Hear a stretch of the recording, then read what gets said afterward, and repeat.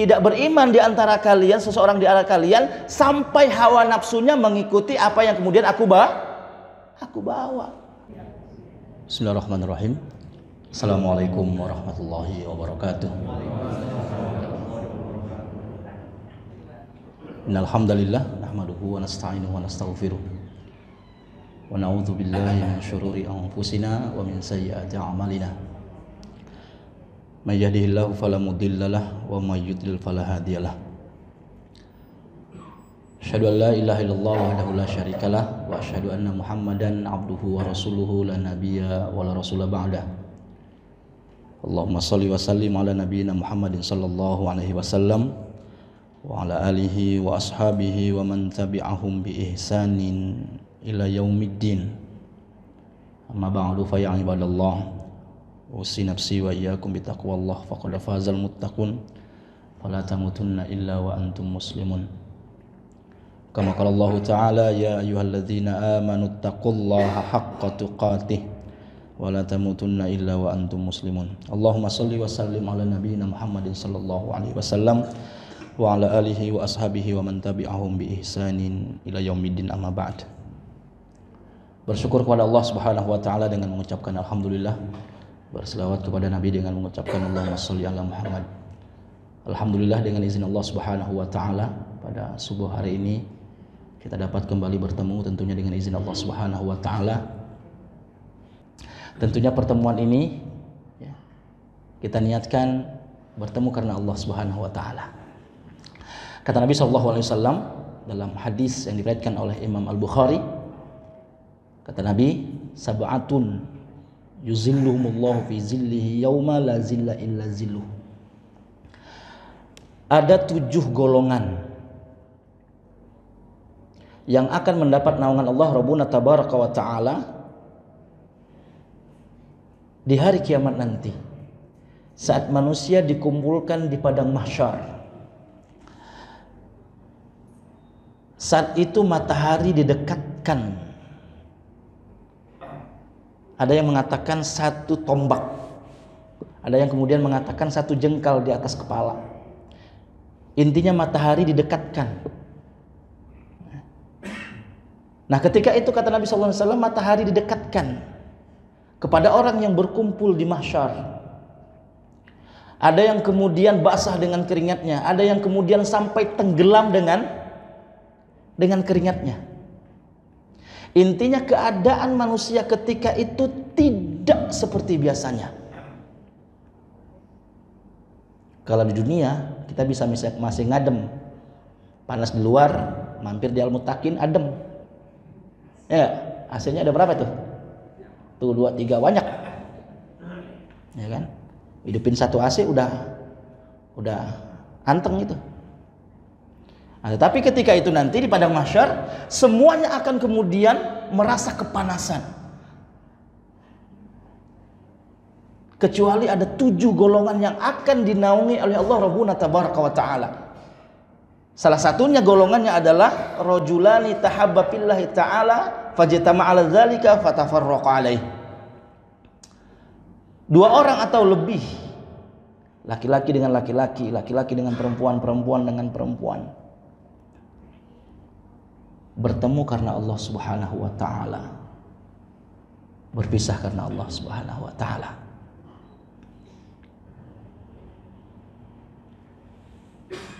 Sayang karena Allah Subhanahu wa ta'ala dan enggak sayang karena Allah Subhanahu wa ta'ala. Cinta karena Allah, tidak cinta karena Allah. Mudah-mudahan kita yang pada hari ini berkumpul di sini adalah salah satu dari golongan itu. Amin ya rabbal alamin. Ada yang mudik? Mari ada yang mudik? Udah pulang ya? Nah, ya pantas ramai lagi. Ya. Biasanya habis mudik kan ya sepi biasanya. Ya, di masjid kita juga di sana Tambun. Begitu mudik sepi banget, masjid kerasa. Ya. Jadi kalau masjid ditinggalkan sama orang-orang yang baik, orang-orang yang soleh itu sepi. Masya Allah, jazakumullah khair. Alhamdulillah ada yang bisa mudik. Harusnya pulang mudik kembali lagi lebih semangat. lebih semangat ibadahnya. Karena ibu-ibu, bapak-bapak, orang pasca Ramadan, pasca Idul Fitri, begitu pulang ada yang lemas karena dompetnya tipis.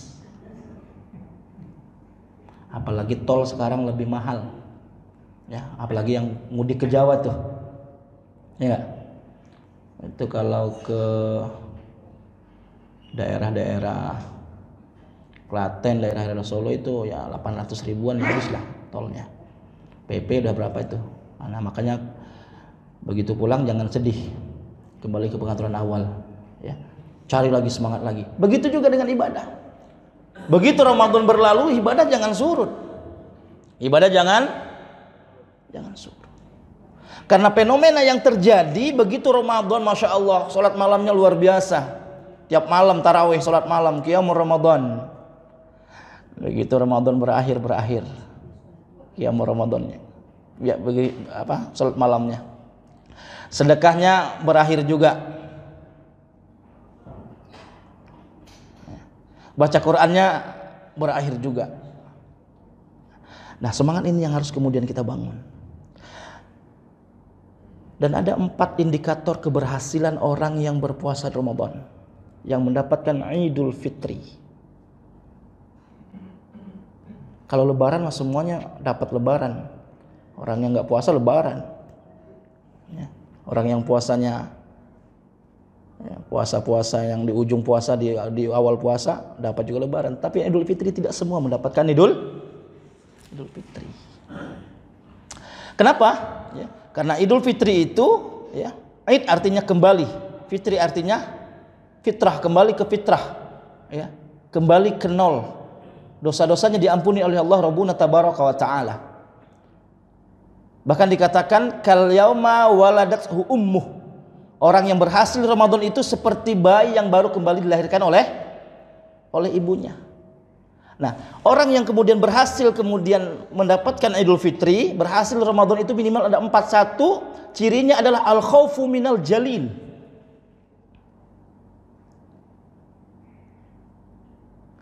Lebih takut kepada Allah pasca Ramadan.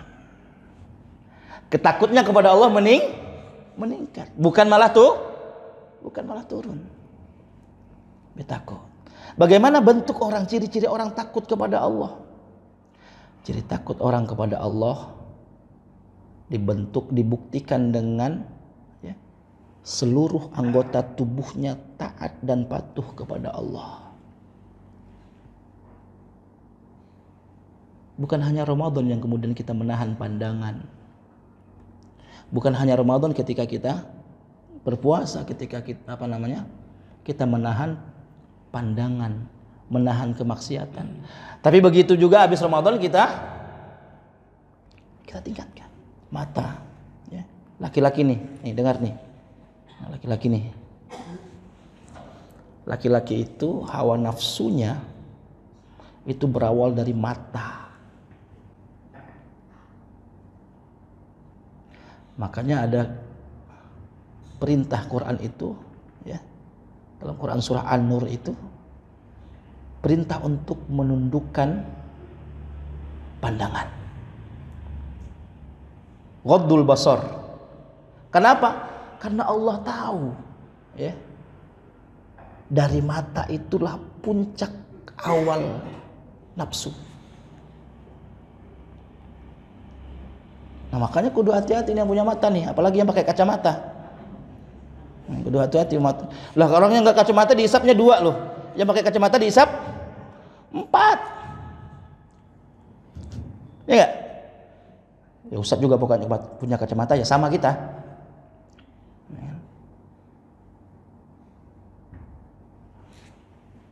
Mata ini yang kemudian membuat orang itu cenderung ketika melihat sesuatu yang menarik, apalagi laki-laki itu, ya, bergelora yang ada di dalam jiwanya.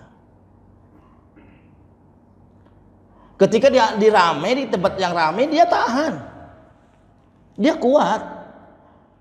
Tapi begitu sendiri udah mulai itu, apalagi ada yang kemudian membisik-bisikkan.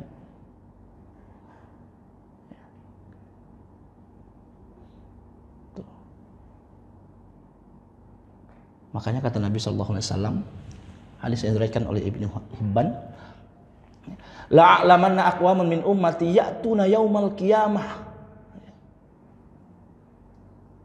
bi amsali jibali tihamah bidon. Akan ada dari golongan umatku, kata Nabi sallallahu alaihi wasallam, menghadap Allah Rabbuna tabaraka ta'ala di hari kiamat dengan membawa segala macam amalannya. Puasanya, baca Qur'annya, zakatnya, infaknya, sedekahnya, pahala jadi DKM masjidnya, ya. Pahala jadi komandan, jadi ketua, jadi apa segala macam, dibawa semua pahalanya, pahala sebagai ibu, sebagai orang tua, semuanya dibawa ke hadapan Allah Subhanahu wa taala.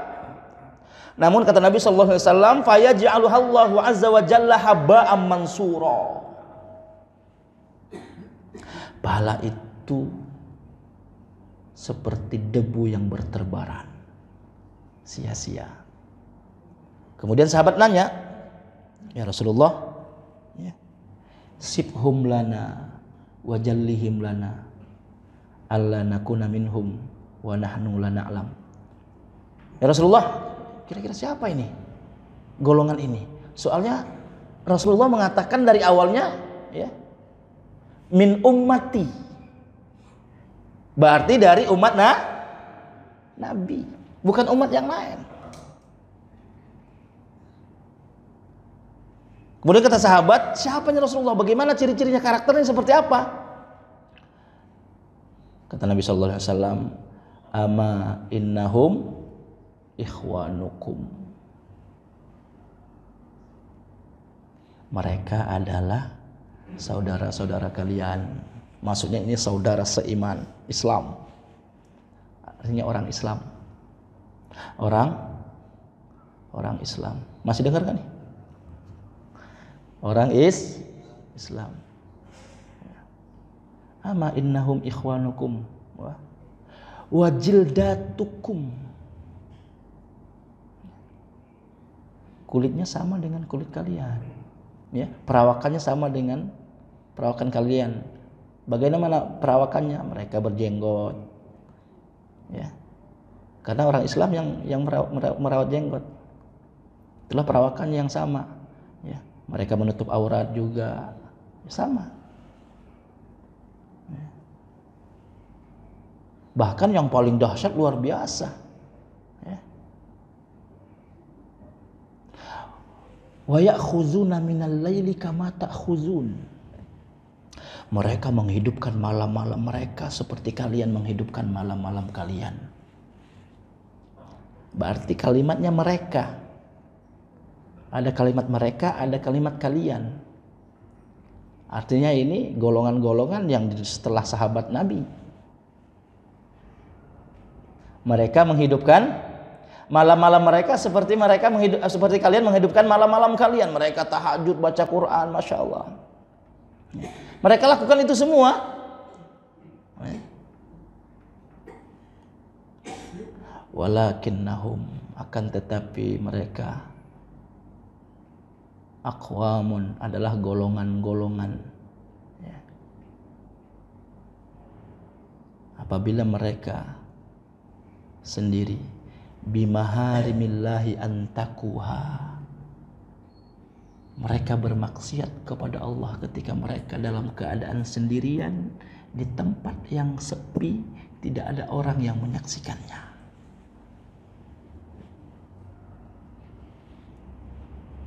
Ketika di depan orang ramai, ketika orang banyak, Masya Allah kelihatan soleh, kelihatan takwa, ahli ibadah, ahli Quran, ahli tahajud, ahli duha. Iza khalau, ketika mereka dalam keadaan sendirian di tempat yang sepi, tidak ada orang yang menyaksikannya, mereka bermaksiat kepada Allah Subhanahu wa taala. Matanya melihat hal-hal yang diharamkan oleh Allah.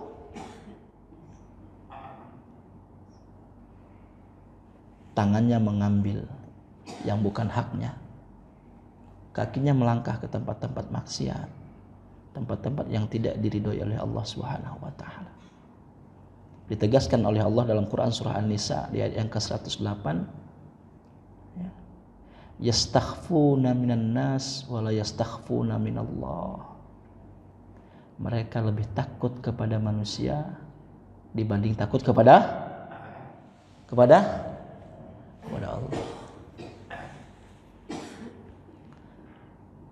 Nah, oleh karena itu pasca Ramadan, ya, al-khaufu minal jalil, tanamkan rasa takut kepada Allah. Jangan hanya takut sama bini. Kalau bini udah nyuruh, angkat pakaian, oh siap. Takut kepada Allah. Cuman bagaimana caranya takut kepada Allah? Satu, ya. Bagaimana kita menumbuhkan rasa takut kita kepada Allah? Satu, perbanyak amal soleh. Alhamdulillah, jamaah muttaqin, insyaallah, ya. Tidak ada orang yang hadir kecuali yang di masjid ini kecuali rasa takut kepada Allah. Kalau nggak takut kepada Allah, kasur lebih empuk, selimut baru dibeli kemarin, baru di laundry, wangi banget, baunya masih, tapi ditinggalkan. Kenapa? Rasa takut kepada Allah. Bagaimana menjadikan anggota tubuh kita ini, ya, takut kepada Allah, ya. Takut kepada Allah. Yang kedua, syarat orang yang berhasil di Ramadan itu, ya, wal amalu bitanzil, beramal sesuai dengan yang diturunkan oleh Allah Subhanahu wa taala dan dicontohkan oleh Nabi sallallahu alaihi wasallam. Semakin semangat untuk mendekatkan diri kepada Allah, semakin semangat untuk mendekatkan diri kepada sunnah Nabi sallallahu alaihi wasallam. Semakin dikejar sunnah-sunnahnya. Apalagi yang wajib, yang sunnah dikejar, masya Allah. Seperti Ramadan, kita Ramadan itu jangankan yang wajib, yang sunnah kita kejar. Jangan sampai ketinggalan tarawih, jangan sampai ketinggalan, ya, sunnah rawatibnya. Ya enggak? Nah, begitu juga pasca Ramadan. Bagaimana itu kemudian menjadi kebiasaan terus-menerus.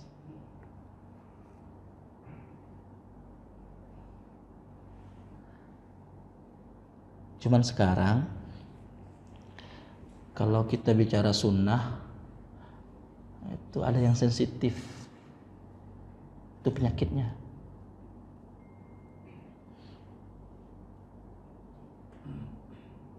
Kalau kita bicara sunnah, ada yang sensitif. Padahal sunnah nggak sensitif loh. Iya nggak?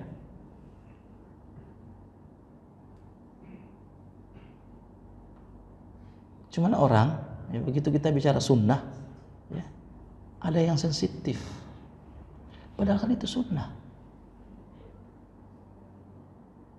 Bahkan ada kadang-kadang ada yang kemudian, ya, alergi.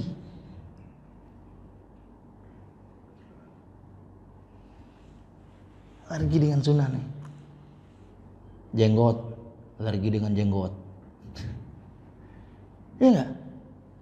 Ustaz, saya mah bukan alergi. Memang nggak tumbuh aja nih jenggot. Lah kalau tumbuh jangan dipaksain, ya kan? Nanti ujung-ujungnya karena dipaksain akhirnya beli yang macam-macam, beli ini. Ujung-ujungnya nggak tumbuh jenggot, tumbuh yang lain. Ya. Ya udah, itu jenggot itu kan anugerah Allah. Allah berikan hadiah sebagai investasi. Ya enggak? Jenggot kan investasi nih. Udah sunnah Nabi. Nah, cuman ada yang alergi. Termasuk di Indonesia kita tidak semua instansi itu menerima orang yang ada jenggotnya. Padahal jenggot keren loh, ya kan? Lebih cakep, ya Bu ya. Lah cuma rada-rada geli aja. Kalau ibu-ibu mah, jenggot itu sunnah. Nah, itulah yang kemudian ya menjadi hal-hal yang kemudian berbau sensitif, ya kan? Gak apa-apa kalau kita kemudian belum bisa mengamalkan sunnah, Yang penting kita yakini itu adalah sunnah. Ya.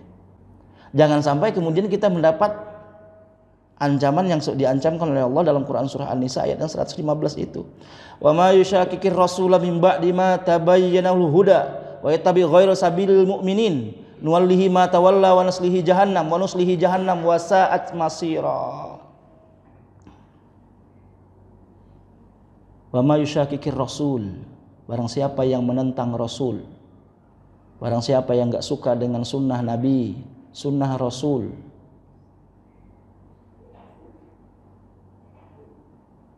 mimba dima tabayyana huda, setelah datang kepadanya petunjuk-petunjuk, setelah datang konteks-konteks hadis-hadis telah datang, kabar-kabar tentang sunnah telah datang kepadanya. Wa yattabi ghairu sabilil mu'minin, dan mereka mengambil jalan-jalan selain jalan-jalan orang yang mukmin. Ini sunnah enggak mau gue mah. Jangan, ini pilih-pilih. Kita ngambil yang ramai aja dah. Yang enggak jenggotan. Enggak apa-apa. Kalau memang instansi kita kemudian belum membolehkan, jangan kemudian kita menolak, gitu aja. Sunnah mah simpel aja. Kalau kita belum bisa menjalankan, jangan menghujat, ya enggak? Ya, takut ancaman ini nih. Nuwallihi ma tawalla wa nuslihi jahannam. Allah akan biarkan dia akan semakin membenci itu. Wa nuslihi jahannam, dan Allah akan tempatkan dia ke jahannam, wa sa'at masira, dan itulah seburuk-buruknya tempat. Artinya dari konteks yang kedua tadi ini, ya, wal amalu bitanzil, Allah ingin memberikan keringanan dalam beribadah. Ya udah, kalau ada petunjuknya kerjakan, kalau nggak ada nggak usah dikerjakan, capek. Kalau ada kemudian nasnya kerjakan, kalau ada dalilnya kerjakan, kalau nggak ada ya udah, capek. Nah kita nih gawe nih, ya. Kalau ada SK masuk kita, ya. Misalnya nih ke PT Toyota, mana Pak Haji nih, ya, mana Toyota, ya. Nah, Toyota itu harus ada SK-nya, orang yang ya ada surat kerjanya, baru boleh gawe di Toyota. Lah kalau Ustadz Andi datang ke Toyota tiba-tiba megang peralatan, ya nggak ada SK-nya, nggak ada apa, bukan malah orang senang, malah diusir itu. Ente siapa ente? Itu dunia harus sesuai dengan SOP. Begitu juga dengan agama, harus nggak boleh sembrono, nggak boleh kemudian ittibaul hawa, nggak boleh sesuai dengan hawa nafsu, nggak boleh mengikuti hawa nafsu kita dalam beragama, nggak boleh, ya. Bahkan justru nafsu itu mengikuti sunnah harusnya, ya. Bahkan kata Nabi sallallahu alaihi wasallam, la yu'minu ahadukum hatta yakuna hawahu taba'an lima ji'tu bih. Tidak beriman di antara kalian, seseorang di antara kalian, sampai hawa nafsunya mengikuti apa yang kemudian aku bawa.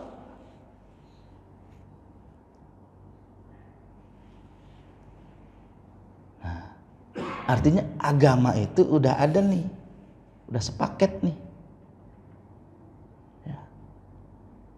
Nggak usah lagi dengan tambah-tambahan. Ramadan kudu harus nyiapin bahasanya makanan simpan di dalam kamar malam 27. Di kampung masih ada begitu, ya, di kampung saya, ya.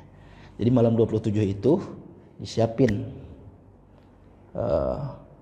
kayak makanan apa gitu, simpan dalam piring,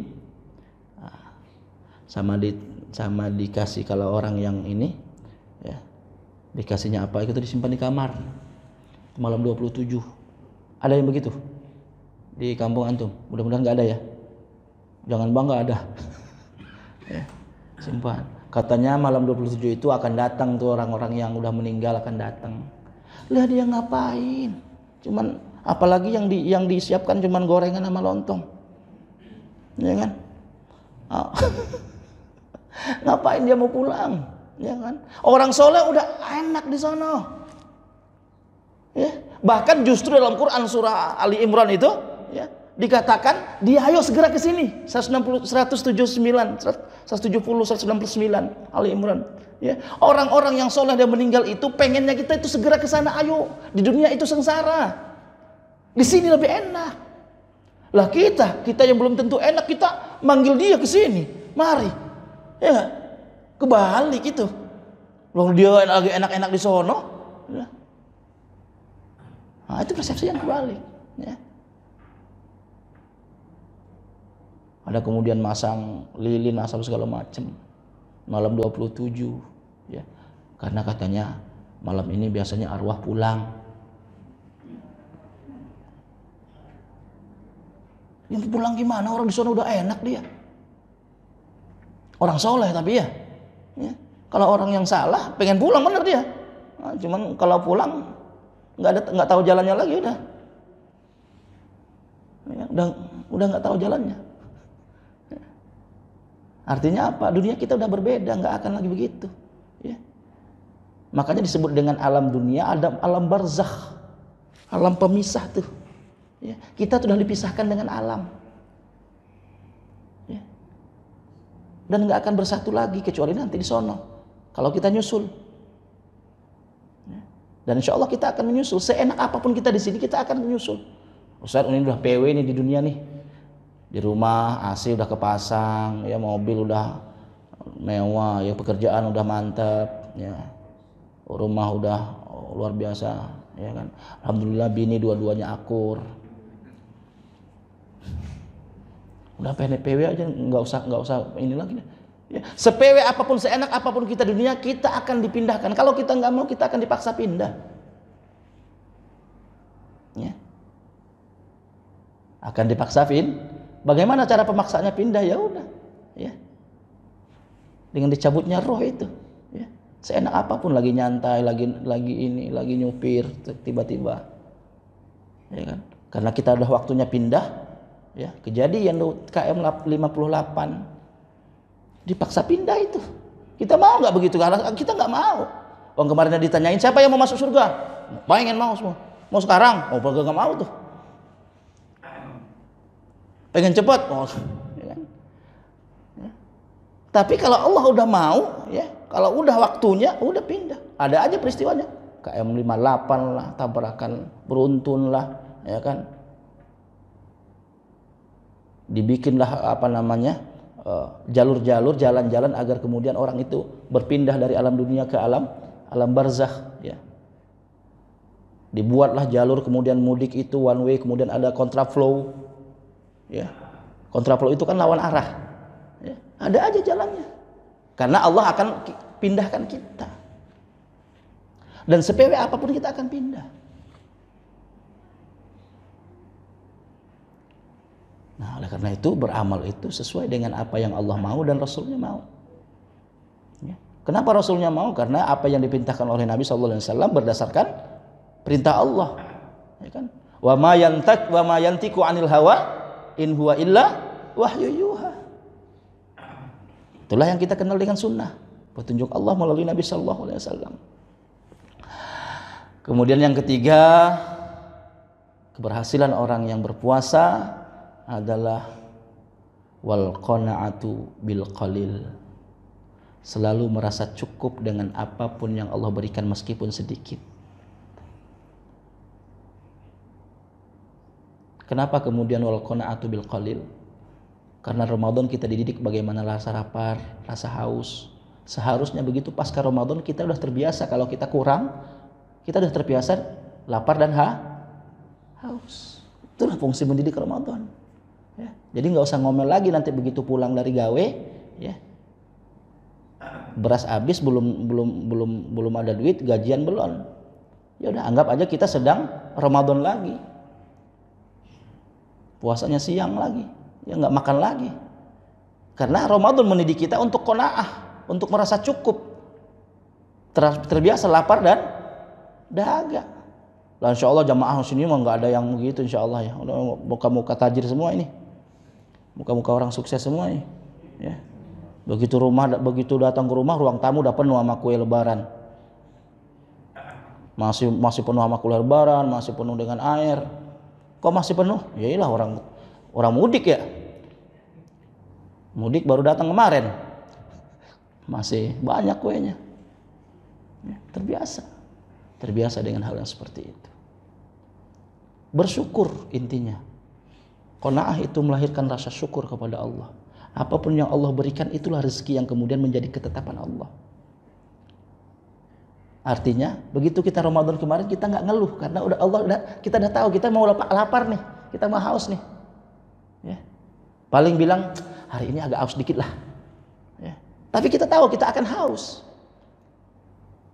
Tapi kita siap. Begitu juga pasca Ramadan. Kalau kemudian Allah memberikan hanya ketentuan, Allah hanya memberikan sedikit saja nanti pasca Ramadan, ya, kita sudah terbiasa dan insya Allah kita nggak akan ngeluh. Kita akan tetap bersyukur kepada Allah. Dan rasa syukur itulah yang kemudian menjadikan kita kuat. Ya. Bersyukur dengan yang sedikit, ya, insya Allah akan bersyukur dengan yang banyak. Kata Nabi sallallahu alaihi wasallam, man lam yashkuru qalilan lam yashkuru katsiran. Barang siapa yang tidak bersyukur dengan yang sedikit, maka kata Nabi, dia juga enggak akan bersyukur dengan yang banyak. Ya. Di sisi lain Allah kuatkan, la in syakartum la azidannakum. Barang siapa yang bersyukur Allah akan tambah. Termasuk ke pasangan kita harus bersyukur. Ibu-ibu harus bersyukur kepada suami. Ya. Sebandel apapun suaminya, syukuri itu. Itulah yang rezeki yang Allah berikan. Begitu juga sebaliknya, sebawel apapun, sebangoceh apapun, sengomel apapun istri itu, syukuri. Karena itulah rezeki yang Allah berikan. Agar kemudian la azidannakum. Kalau kita bersyukur kepada istri kita, maka Allah akan Jangan, kata ibu-ibu. Janganlah, ya kan. Kalau yang mampu masih silakan. Jangan mampu, jangan pura-pura mampu, repot ntar. Ya. Gila. Usaha itu kalau udah 2 cabang itu agak repot.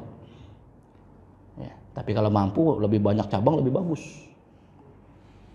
Lebih banyak cabang lebih bagus tuh, banyak keuntungannya.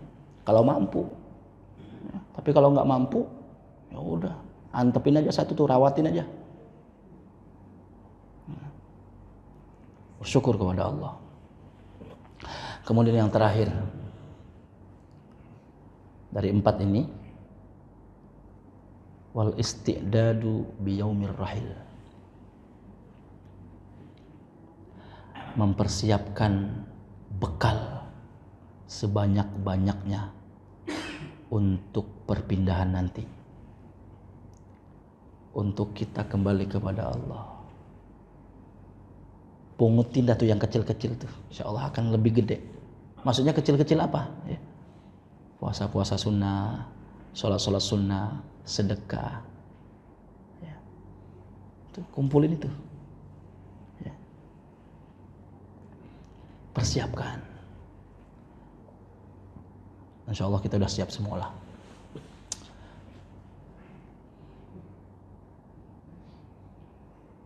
Dan orang cerdas itu, ya, orang yang banyak mengingat bekalnya. Lah kita mudik aja kemarin bekalnya luar biasa ya.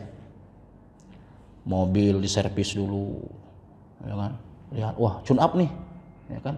Lihat akinya nih, jangan sampai mogok di jalan, ya kan? Air radiator udah diisi belum? Udah ini belum? Sampai segitunya tuh, sampai cat-catnya kita cat baru itu mobil. Ganti ban. Untuk apa? Agar mudiknya lancar. Belum lagi bekal yang lain, dompet harus penuh itu. Ya kan? Wah itu yang paling utama itu. Ya. Cek rekening semua, BSI dicek, BNI dicek, BRI dicek, cek semua. Ya kan? Dihitung tuh.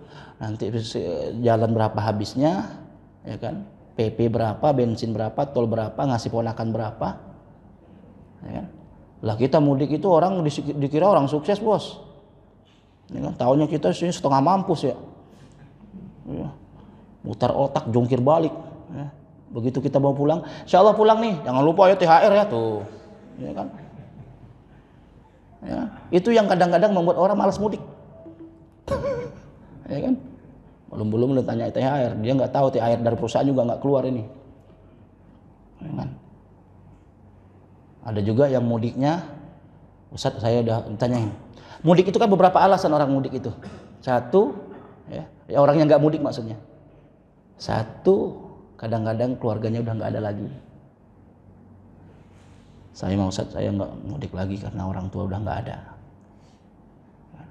Yang kedua, kalau nggak ada mertua ya mertua paling. Nah, alhamdulillah mudik karena ada mertua. Alasan yang kedua nggak mudik karena nggak ada mertua. Orang tua udah nggak ada, mertua udah nggak ada. Ya kita timpalin. Ya udah kalau mau mudik tahun depan cari mertua lagi, biar bisa mudik. Hahaha ibu-ibu. Nah, alasan yang ketiga orang mudik itu, ya, yang ketiga, ya memang kita pengen, ada yang pengen tapi belum Allah kasih cukup. Siapa sih yang nggak pengen mudik? Ya nggak? Dan itu bakti kita kan. Selagi kita mampu, orang tua masih ada, mudik kita, ya kan? Keluarga ada. Tapi ingat, ya, kalau masih ada teman bapak kita yang kita bisa silaturahmi, ya, mudik aja. Karena salah satu bakti kita kepada orang tua ketika orang tua meninggal adalah kita menjalin hubungan baik dengan teman-teman orang tua kita. Tuh. Alasan harus mudik. Alasan yang berikutnya kenapa banyak orang yang mudik, karena sering ditanyain. Awalnya nggak niat mudik, karena begitu 10 hari terakhir ditanyain mudik nggak, mudik nggak, mudik nggak. Yang awalnya nggak niat mudik jadi kan ditanyain mulu. Lah kita keder kita, ya, ketemu sama orang, nggak mudik tuh. Ya. Awalnya biasa aja tuh, nggak mudik Ustaz. Oh enggak, saya. Ya. Datang lagi kedua. Assalamualaikum Ustaz. Lah masih belum berangkat Ustaz. Kita belum mau mudik, ini kita nggak mudik. Begitu tanya kemudian, lah masih di sini Ustaz? Nggak mudik. Akhirnya mudik kita, gara-gara ditanyain mulu.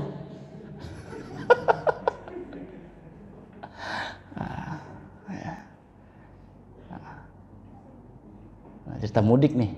Ya. Ada juga yang mudik. Ustaz, kita mah mudik juga Ustaz. Ya, tapi sekitar sini aja, muter-muter dikit. Mudik juga itu, muter-muter dikit. Nah, mudik juga harus dipersiapkan segala macamnya. Minimal istri itu harus baju baru. Kalau laki-laki mah nggak masalah lah baju mah, ya kan? Lebih ini penting baju baru itu. Kalau laki-laki mah santai, baju yang tahun kemarin aja masih enak dipakai. Tapi bini tuh, ya. Kenapa? Karena biasanya bini yang ditanyain. Gimana di Jakarta? Di ini enak nggak? Di Jati Asih, di Bekasi? Oh, pasti enak ya, ya kan? Saya lihat postingannya kayaknya enak banget tuh, ya kan? Jalan-jalan kayaknya jalannya lebar banget. Padahal pertigaan situ tuh, pasar Jati Asih, ya kan? Potensi jepret sedikit, gitu buat sedikit status. Orang kampung, mewah banget itu pak ini. Ya. Tuh, ya. Tapi jangan juga takut ditanyain THR, itu sedekah kita, sebagai untuk memicu kita untuk banyak-banyak nyari duit, masa bisa berbagi, ya kan? Alhamdulillah bisa berbagi, ya kan? Itu yang ditunggu-tunggu sama ponakan kita, ya kan? Nah, jadi persiapkan itu sebagai bekal kita juga, persiapkan, ya, dengan serius mempersiapkannya. Kita mudik ke kampung aja persiapannya luar biasa serius. Gimana kalau kita mudik yang nggak pulang-pulang lagi? Kenapa harus main-main? Ya nggak? Ya. Mudik ke kampung halaman yang cuma 1 minggu, itu persiapannya luar biasa. Padahal kita tahu kita akan balik lagi. Tapi mudik yang akan selamanya nanti kita mudik yang nggak akan balik-balik lagi, banyak yang main-main. Oleh karena itu, orang yang berhasil Ramadan itu dia akan mempersiapkan, ya, minimal dia akan persiapkan lagi, mudah-mudahan tahun depan ketemu lagi Ramadan. Ramadan kali ini belum maksimal, mudah-mudahan tahun depan maksimal. Tapi ada yang lebih cepat daripada itu. Iza jaa ajalukum la yastakhiruna sa'atan wa la yastaqdimun. Ada yang lebih cepat daripada rencana kita, yakni ajal. Oleh karena itu kata Allah Subhanahu wa taala, pasca Ramadan kalian tetap harus beribadah kepadaku, kata Allah. Dalam Quran surah Al-Hijr ayat yang ke-99. Wa'bud rabbak hatta ya'tiyanal yaqin. Tetaplah menyembah kepada Allah, tetaplah beribadah kepada Allah sampai datang hari yakin. Yaitu hari apa itu hari yang disebut dengan hari yakin itu? Ya, hari yang yakin yaitu hari kematian yang akan datang. Karena kenapa Allah kemudian kalimat ini para ulama menafsirkan, ya, salah satunya ketika Ramadan berlalu, ya, orang berlalu juga ibadahnya. Beribadah hanya di bulan Ramadan, ya. Bahkan para ulama mengatakan, ya, bi'sal qaum, seburuk-buruknya kaum adalah ya'rifunallah, mereka mengenal Allah illa fi Ramadan, kecuali hanya di bulan Ramadan. Mereka kenal Allah, mereka sembah Allah, kemudian mereka beribadah kepada Allah hanya di bulan Ramadan. Begitu Ramadan berlalu pula lah kenalnya sama Allah, ya. Jadi say hello-nya kepada Allah hanya bulan Ramadan. Oleh karena itu para ulama mengatakan, ya, bi'sal qaum, seburuk-buruknya kaum. Ya. Bahkan di kalimat lain dikatakan, ya kan, kun rabbaniyun wala takun ramadaniyun. Jadilah engkau hamba Allah yang dalam Ramadan, di luar Ramadan engkau tetap menyembah Allah, tetap kenal dengan Allah. Wala takun ramadaniyun.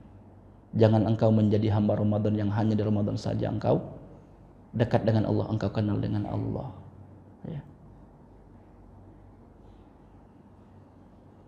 Jadi kondisi kita kenal dekat dengan Allah dalam kondisi Ramadan, di luar Ramadan.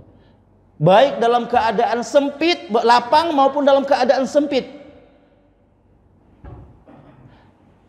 Ya'rifku fi syiddah, ya'rifka fi syiddah, ya. Ta'rifka fi syiddah wa ya'rif ta'rifka fi raqa, ya'rifka fi syiddah. Engkau mengenal Allah dalam keadaan engkau lapang, Allah akan mengenalmu dalam keadaan engkau sempit. Artinya Allah senantiasa ada. Baik lapang maupun sempit, tetap kenal dengan Allah. Dan itulah ciri-ciri al-muttaqin. Orang-orang yang bertakwa. Dibacakan oleh imam tadi. Allazina yunfikuna fis sarra'i wad dharra. Wal kaziminal ghaiza. Wal 'afina 'anil nas. Itulah ciri-ciri orang yang sukses di bulan Ramadan.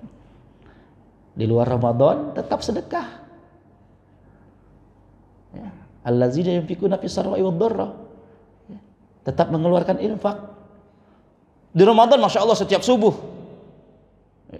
Setiap subuh, subuh nggak ada kotak infak yang lewat ini. Saya masih ingat kayaknya pesan kemarin itu usul aja. Tapi kayaknya usulnya belum jalan nih, ya. Allazina yunfikuna fis sarra'i wad dharra, ya. Berinfak ketika lapang maupun ketika sempit. Dan begitu dari Ramadan itu harus dipraktekkan juga. Wal 'afina 'anil nas, dan memaafkan manusia. Makanya begitu kita habis Ramadan, kita tuh, ya, salam-salaman, mohon maaf, ya. Taqabbalallahu minna wa minkum. Ya, itu ada perintahnya. Wal 'afina 'anil nas, karena ciri-ciri orang bertakwa begitu. Keberhasilan orang yang bertakwa itu dia membuka dadanya, ya. Kalau dia salah dia minta maaf. Kalau kemudian orang salah kepada dia, dia memaafkan. Minta maaf lebih mudah daripada memaafkan, ya. Tapi kalau ke istri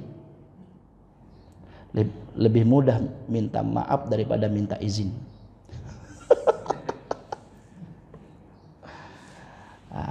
Baik, ya. Itu tadi yang terakhir. Jadi 4 ciri itulah yang harus kemudian menjadi ya acuan kita. Pasca Ramadan tetap semangat. Ya. Pasca Ramadan tetap semangat. Karena ada yang kendor pasca Ramadan. Bagaimana cara ininya? Cara menyemangatinya? Satu tadi, tetap bertekad dengan keras untuk menjalankan. Yang sudah berjalan 5 waktu selama Ramadan di masjid, tetap di masjid. Tetap laksanakan. Ya. Yang sudah terbiasa bersedekah, ya, lanjutkan. Yang sudah terbiasa berbuat baik, pertahankan. Ya. Kita tidak tahu, ya, amalan soleh mana yang kemudian diterima oleh Allah. Ya.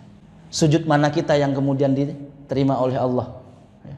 Mudah-mudahan ya, pasca Ramadan berlalu dengan semangat kita, ya, kita kembali seperti dilahirkan oleh ibu kita. Idul Fitri, kembali kepada fitrah.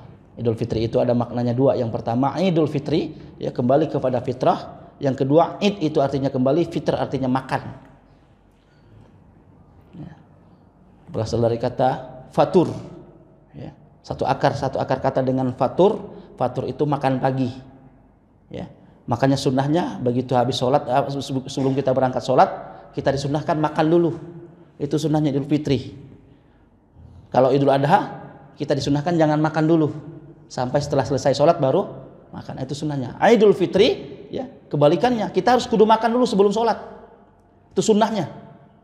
Ya Ustaz, baru sekarang dibahas. Ya iyalah, baru sekarang diundang. Nah, jadi itu sunnah Idul Fitri. Id artinya kembali, fitr artinya makan.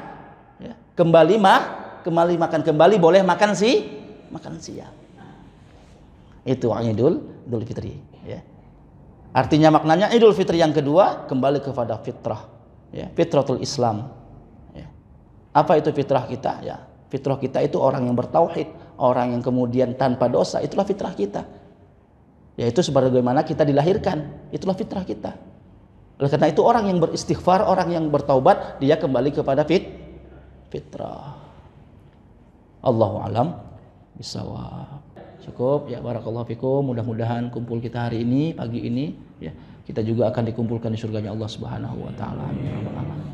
Ya, kita bermohon kepada Allah, ya, mudah-mudahan tidaklah Allah izinkan kita keluar dari tempat ini kecuali Allah Subhanahu wa taala telah ampuni dosa kita. Ya. Janganlah kemudian kita keluar dari tempat ini kecuali Allah telah bukakan segala macam pintu kemudahan dan keberkahan bagi hidup kita. Kita bermohon kepada Allah, mudah-mudahan apa yang kemudian menjadi kesulitan, kesusahan, musibah, rasa sakit, rasa sempit, mudah-mudahan begitu kita keluar dari tempat ini, Allah bukakan dengan semudah-mudahnya, seluas-luasnya, selebar-lebarnya. Allah sembuhkan penyakitnya bagi yang mengalami penyakit. Allah berikan kemudahan segala urusannya. Allah satukan keluarganya dalam keadaan sakinah, mawaddah, warahmah. Dan mudah-mudahan menjadi anak yang soleh dan soleha, jadi berikan keturunan yang baik, soleh dan soleha. Dan kita bermohon kepada Allah, mudah-mudahan keluar dari tempat ini kita mendapatkan orang-orang yang senantiasa istiqomah di jalan Allah Subhanahu wa taala. Mungkin hanya itu yang dapat disampaikan. Terima kasih atas segala perhatian. Mohon maaf atas kekurangan. Subhanakallahumma rabbana wa bihamdika asyhadu an la ilaha illa anta astaghfiruka wa atubu ilaik. Wassini wa iyyakum bittaqwallah. Wassalamualaikum warahmatullahi wabarakatuh.